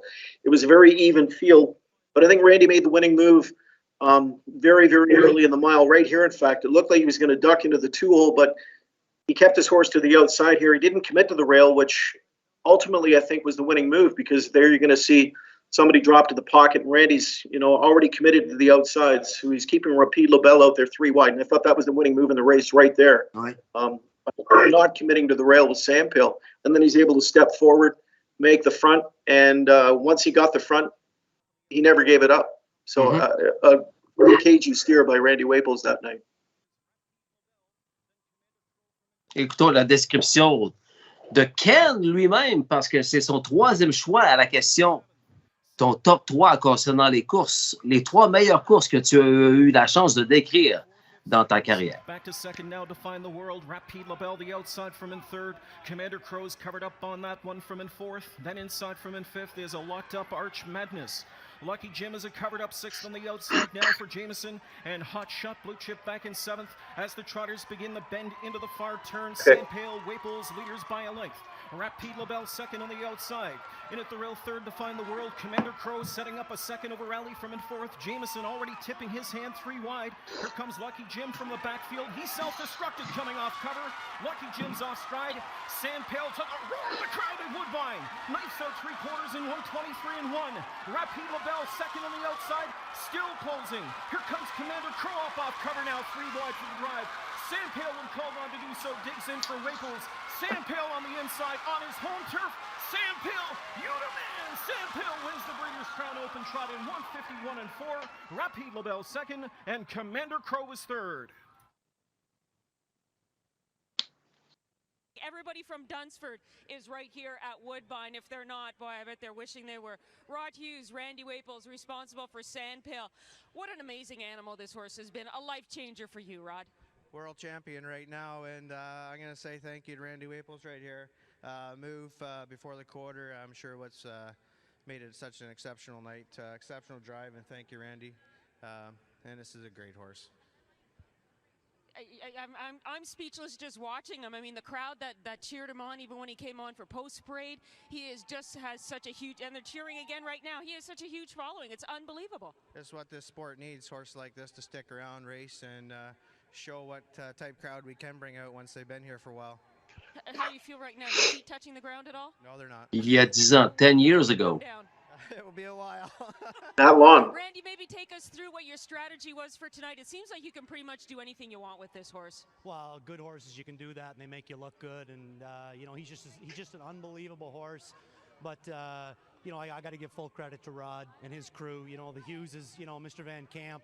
But you know, Rod just does so much, you know, good by this horse. He has him. Seems like he has him at his very best when it counts. And he's just an unbelievable horse. You know. I was going into the first turn, and I was you know, more than willing to settle 3rd because I've settled with him before. But when I see Rapide Labelle, it's very easy for Randy Waples to speak behind the microphone, eh? Yes. As long as I could. I just didn't want to give up the position on this. Just like his dad, he's well spoken. He's a good storyteller. He's a very smart. He's very smart. He gets his point across very well. I love it when he joins our broadcast at Mohawk because he brings the horseman perspective to television, and he applies that to, you know, picking horses and stuff like that. It's just the things he picks up on, body language of horses, things like that. Plus, he's still active at the barn in the morning. He works for Chantel Mitchell, so exactly. He has his finger on the pulse of what's going on in her stable. But Class C Lane is a huge outfit, so he sees other horses there, and he gets to see them train. And I don't know if he gets a chance to go to other barns and what have you throughout the morning and stuff, but I'm sure he speaks with people on the track when he's jogging horses and stuff like that. So it's a good way to relay information, and Randy Waples brings that information to our broadcast when he works there at night. So I enjoy his stories, but I also enjoy his wisdom, the information he's able to supply as a horseman. Exactement, c'est donc le fun d'entendre Randy Waples nous raconter les histoires. Tu sais, le gars est dans la game depuis tellement d'années. Il a gagné plusieurs grosses courses, Randy Waples. Il est très intéressant à écouter lorsqu'il joue le rôle d'analyste. Mais je me souviens, moi, il y a déjà, encore dans les années 90, Randy, parfois, était analyste à la télévision. Et comme il dit, ben, il continue d'être vraiment un horseman à temps plein, ben, même si le travail à temps partiel chez Chantal Mitchell à Classy Lane, c'est un gros plus. Moi, j'aime beaucoup entendre en tant qu'analyste Randy Whipples. Je pense que vous aussi, également, vous aimez beaucoup lorsqu'il joue ce rôle. Richard Simard, again, last question for Ken. Are you a Toronto Maple Leafs fan? May know. If he's a Bruins fan, I'm not sure. Bruins. And what do you think about our Montreal Canadiens this year? Oof. Oh, what a bad start. Yes. Yeah, lots going on in the Canadiens organization. We all know the situation Carey Price and his family are going through, which is quite unfortunate because he's a hell of a human being. He's done a lot for hockey. He's a great person, so hopefully he can get his life back on track and return to the organization and get over whatever it is that's keeping him from being on the ice. But you guys had a great run last year. Whoever would have thought you made it to the Stanley Cup Finals? That was probably not seen by even some of the greatest Montreal fans out there. It was they overachieved last year, big time.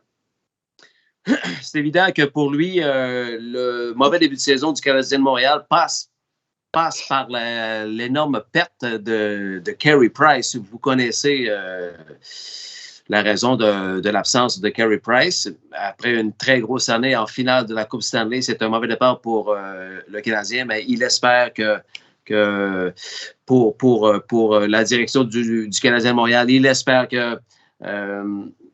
un retour le plus rapidement possible pour l'excellent gardien de but Carey Price. It's a different team, said Marc Dorion. Yeah. Absolutely. And Manon Graves, right, cheap shot. OK, second pick, qui d'autre que son poulain par Sunshine Beach, Lady Marina, le gagnant du OSS Final, Super Final.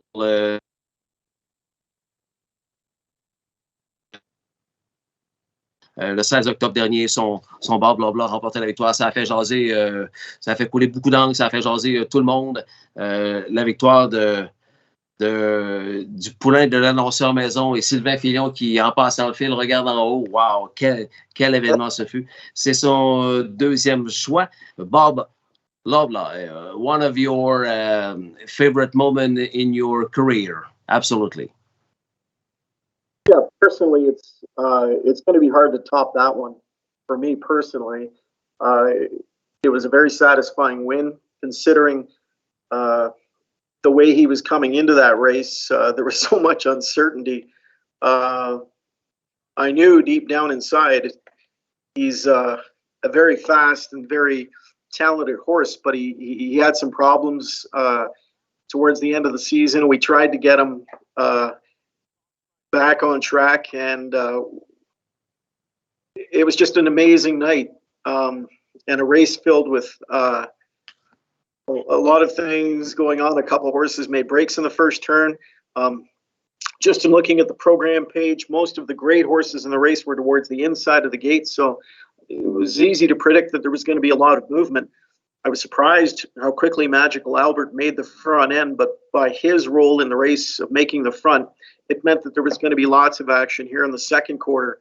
And the action just kept going fast enough to the half that it gave a horse like my horse the chance to win because the speed was solid to the half. If they would have walked to the half, it would have been a different story, but the speed was good enough to the half.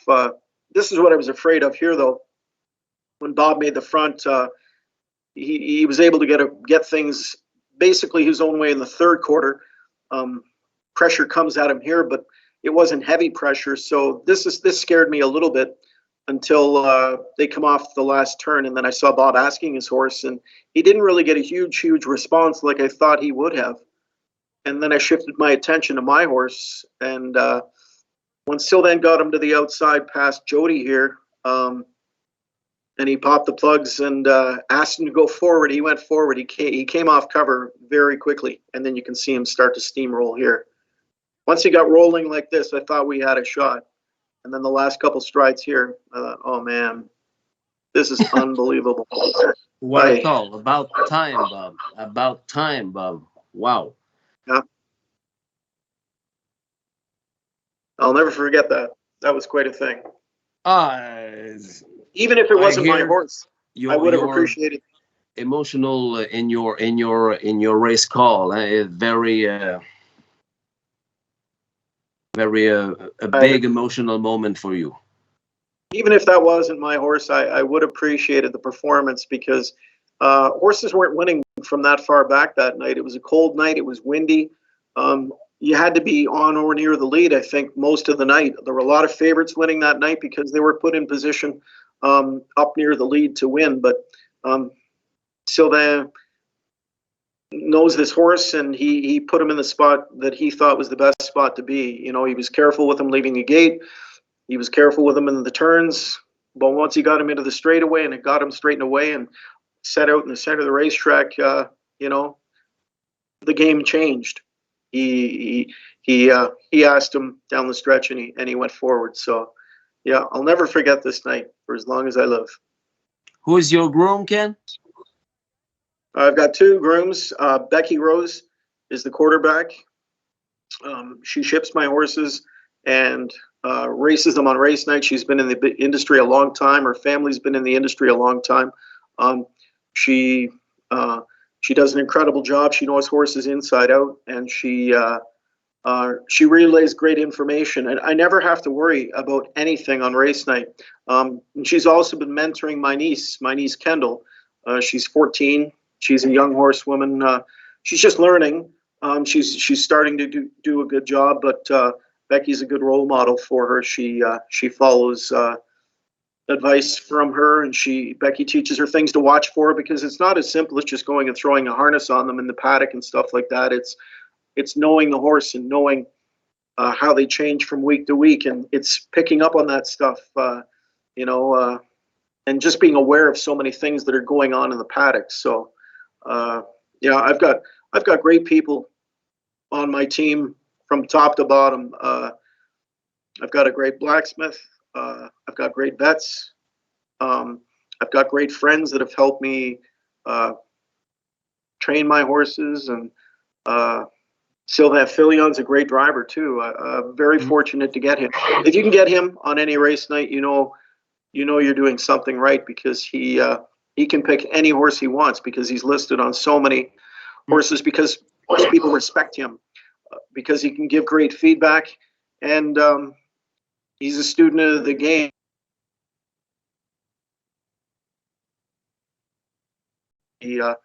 So it's a big advantage to get Sylvain on your horse. And there's a lot of drivers like that, but I really admire Sylvain for his horsemanship.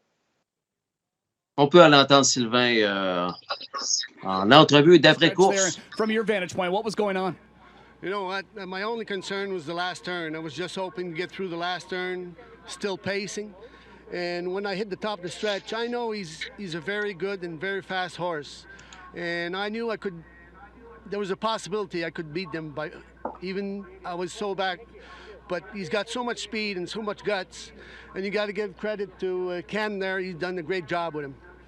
And you've done a great job with him too, Sylvain. We'll give you some credit as well. But I want to talk about the decision. You got off of a horse in Magical Arthur that's been racing fantastic, and I think that just goes to show the confidence you had in this colt. Absolutely. I knew if he could stay at it, he's probably one of the best ones in the bunch, and I had confidence in him, and it worked out.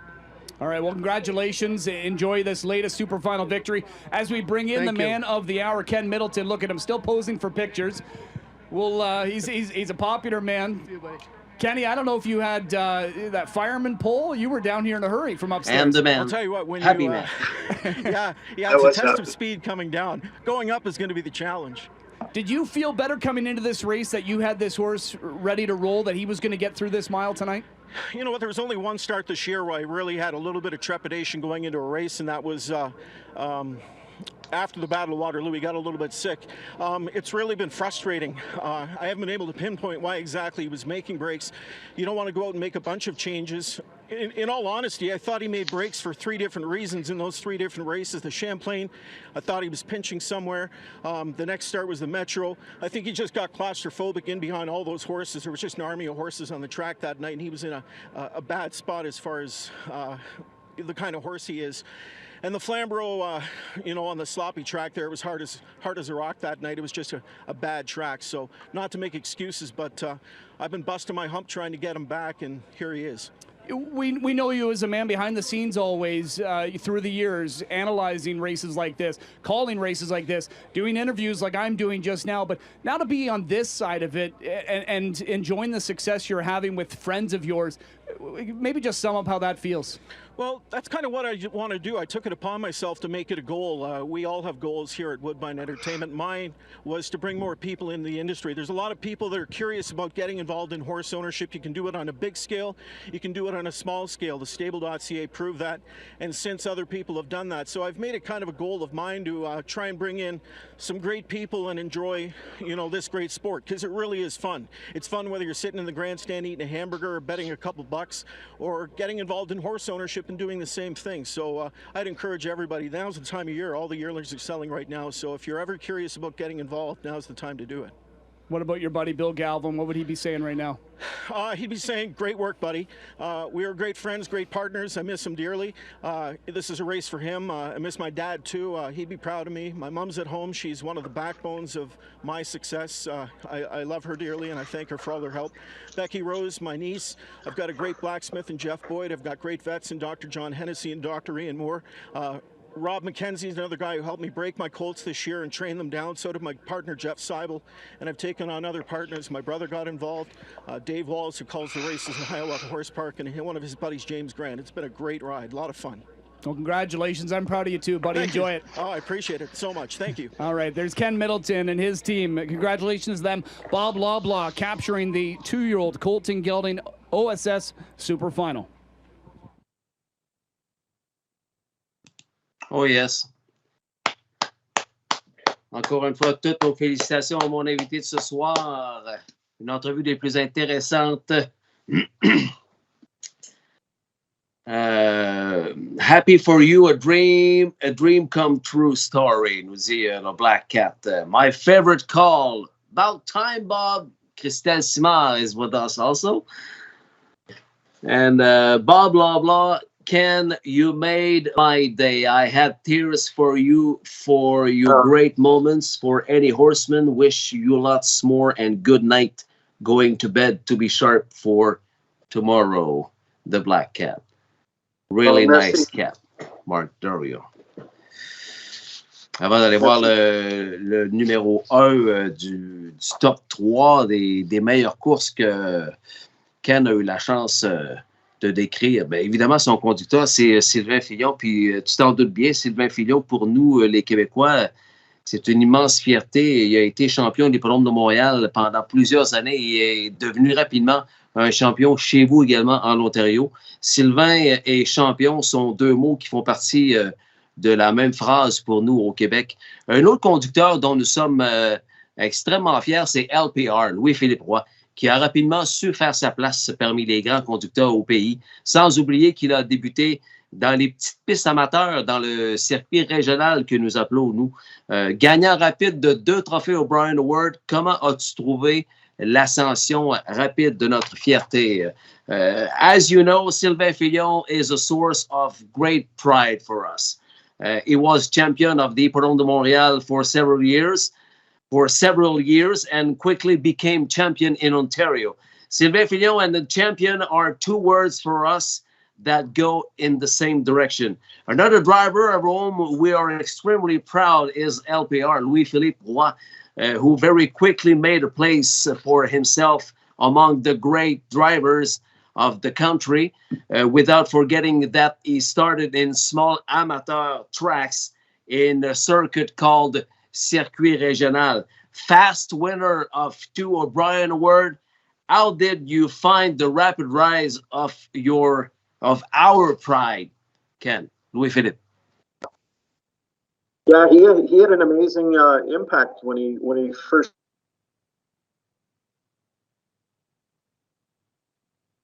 running great. And when you start to win races like that, more people start using you. You get to drive better horses. You go from driving claiming horses and overnight horses. All of a sudden, you're getting tapped on the shoulder by guys like Ron Burke and Chantel Mitchell to drive Alicorns and other stake horses and stuff like that. So I got to know Louis very well. He was stabled in the same barn I was when we were both at Richard Moreau's farm.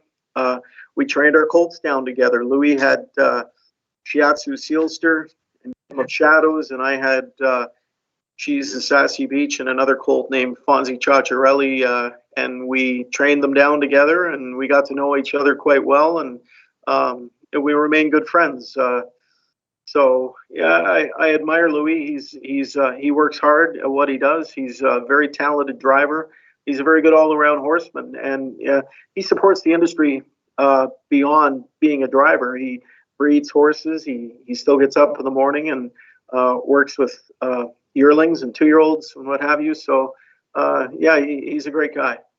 Ouais, il aime beaucoup, comme nous, hein, il aime beaucoup Louis-Philippe. Je voulais absolument entendre son avis sur l'ascension rapide qu'a connue Louis-Philippe Roy. Souvenez-vous, il y a 2-3 ans, 4 ans, on disait il s'est implanté très rapidement en Ontario comme étant l'un des meilleurs. Et Ken, il dit c'est des succès mérités. Il se lève tôt, il y a des yearlings, il y a des bébés, et il travaille fort. Il conduit pour de bonnes écuries, ce n'est pas pour rien. Et il a une superbe carrière devant lui. C'est déjà le cas, de toute façon. Notre fierté du bas du fleuve est un bon ami de Ken Middleton, bon ami de Richard Moreau, bon ami de Louis-Philippe Roy, qui sont un groupe de horsemen qui se tient ensemble. On peut dire ça comme ça. Leurs fermes sont quand même assez proches l'une de l'autre. Alors, oui, des commentaires extrêmement intéressants venant de la voix de Mohawk Park concernant Louis-Philippe Roy. Salut, Jess, Jacques Tessier est là. Really nice cap, Chantal Auger, qu'on vient de Gin. Salut, Chantal, on est bien content de la victoire de ton Histoire enchantée dimanche passé. On dirait que ça vous a porté chance de venir faire le live sur Passion Course. On va terminer avec le number one. Le number one de Ken Middleton concernant son top 3 des courses qu'il a eu la chance de décrire dans sa vie. Vincent Roy, mon techman, on paye sur play pour Some Beach Somewhere, North America Cup, June 14, 2008. Ken Middleton. Great horse and a great race. Yeah. And the crowd this night was, I've never seen a crowd this big at Mohawk. Like, look at the people at the fence. Yes. Beaucoup de foule. 20 deep regardez at the la fence. foule. They don't do that very often. Look at this. It's a wall. Like, it's an army of people there Wow. to see that horse. Yeah, it was something else. On écoute la description de Ken pour cette victoire de Some Beach Somewhere au North America Cup 2008. Command at a quarter of 26 and 4. Mucho Sleazy gives way. Some Beach Somewhere rolls to the front. Back in second, Badlands Nitro is third. Racing along from fourth, Santana Blue Chip. 2 lengths back at the inside fifth now. Deuce Seal scooting behind him sixth. Keystone Horatio. Seventh in the backfield. Sand Shooter scooting through the inside now. Lennon Blue Chip. He had it all. Last 2 in the field. We have Art Official and Dolly Power, is last. The half is smart coming horse. up next. And Some High Beach speed, he Somewhere could carry settles it for a into long comfortable time. stride for McDonnell. You could get him to go a quarter, 54, fast quarter, and then he right there from come second, back to tracking Paul when his he every asked him move is to. Mucho He just Sleazy. did. The inside third for He just Badlands had Nitro, Santana everything Blue about Chip him on a was helmet fourth, Overland from in fifth now. Deuce Sealster, perfect. Campbell waits on cover, and what Campbell wants is what he gets. Here to the outside from third now, drives out Badlands Nitro, and so they come to 3/4 chasing after Some Beach Somewhere. Some Beach Somewhere still not getting his cue from McDonnell. He still Here leads comes by the a length final and a half, and stretch he's at with 3/4 Ken in 1:22, Middleton. 27 and 1/3 quarter speed. Some Beach Somewhere comes into the stretch, leads it by 2 lengths. Mucho Sleazy all out second, Badlands Nitro all out third, Santana Blue Chip on the helmet from in fourth, and here's McDonnell, and here he is, Some Beach Somewhere. He's big, he's strong, and he has got it going on. Some Beach Somewhere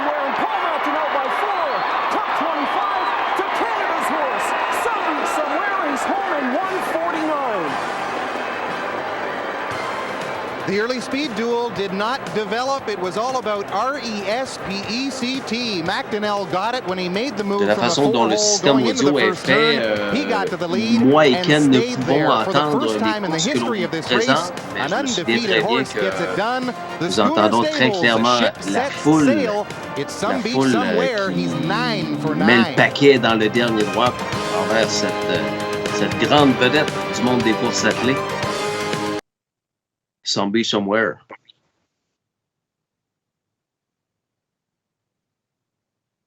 La plus grosse course que Ken Middleton a eu la chance de décrire, c'était en 2008, le North America Cup, avec Paul McDonnell. On vous souhaite un excellent week-end du Breeders' Crown. Les passionnés, comme vous savez, vous pouvez participer à un tournoi d'handicapés organisé avec les Salons de Paris.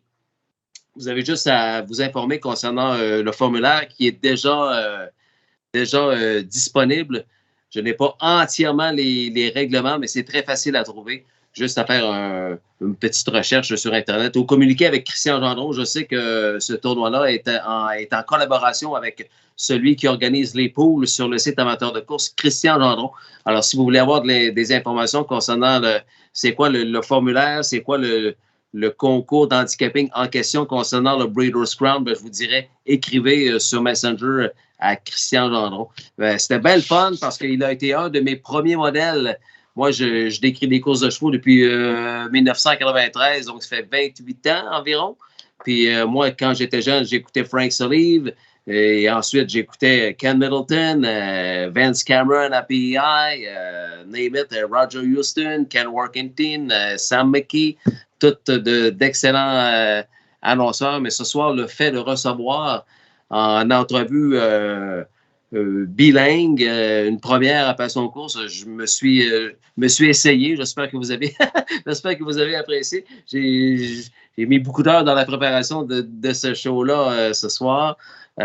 C'était vraiment un honneur, un bel honneur pour moi de recevoir la voix du plus gros hippodrome au pays, au Canada, Ken Middleton. It was a big pleasure for me, this Facebook Live, Ken. Thanks a lot, my friend. Thanks a lot. Thank you. I appreciate it.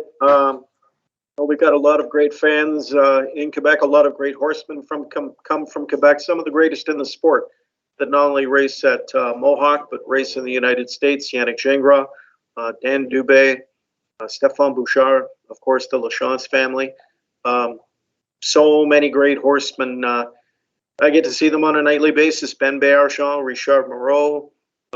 It was a pleasure speaking with Yves Fillion in the paddock. He phoned me after my colt won the Nassau. It was a real, that was awesome. All the people that reached out, I appreciate it. People that I've never met before messaged me. It meant a lot. It was a lot of fun this year racing, and I hope we can have another good year next year. And thank you for having me on. I really appreciate it. You do a great job for the sport. Everybody involved in it owes you a debt of gratitude because you're a good promoter of racing, not only in Quebec but right across North America. You've got a lot of great guests on, and people tune in to watch. And I'm one of them. I enjoy the great work you do. So merci beaucoup. Oh, merci beaucoup, Ken. Très, très apprécié. Tes mots me vont directement au cœur. Very, very appreciated. Merci, Ken Middleton. Merci à mon techman, Vincent Roy. Et merci à vous, les passionnés, d'avoir été là. Merci à ceux qui ont contribué à entertainer via le chat. Ne vous gênez pas pour partager ce live. Ça aide l'industrie québécoise au grand complet. Un gros merci à vous. Merci à mes commanditaires que vous voyez apparaître au bas de l'écran. Ceux qui veulent se joindre à eux, juste à communiquer avec moi. Je vais vous expliquer comment vous pouvez, vous aussi, aider Passion Course à continuer sa mission d'aider les horsemen du Québec. Mon nom est Ghislain Paquette et au nom de Ken Middleton, la voix de Mohawk Park, on vous souhaite une excellente fin de soirée. Portez-vous bien. À bientôt. Ciao. Bye.